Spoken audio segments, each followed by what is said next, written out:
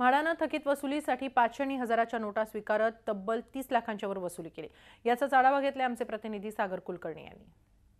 मुंबई म्हाडाच्या वतीने जे थकीत वेगवेगळे कर आहेत त्याची वसुली करण्यासाठी जुन्या नोटा स्वीकारण्याची भूमिका घेतलेली आहे।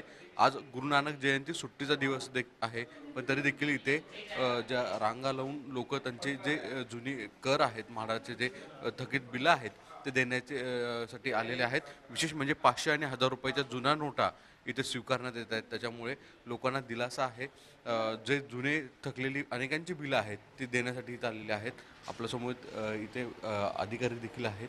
मुंबई म्हाडातर्फे गेले 3 दिवसापासून आपण वसुलीसाठी थकीत रक्कमा सेवा कर त्यांचे जे पाण्यापोटी व इतर थकबाकी आहे त्यांची ते वसूल करण्यासाठी म्हणून आपण ही योजना राबविली आहे। या योजनेसाठी जुन्या 500च्या व 1000च्या नोटा आपण घेतोय आणि आम्हाला चांगला रिस्पॉन्स आहे, लोकांमध्ये पण उत्साह आहे।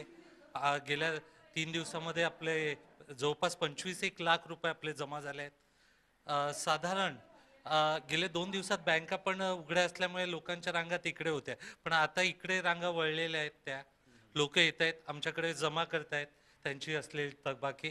आम्ही येत्या मार्चपर्यंतचं जेवढं आमचं येणं आहे मार्च 2017 पर्यंतचं ते वसूल करतोय। मी संदेश बायकरसह सागर कुलकर्णी, झी मीडिया, मुंबई।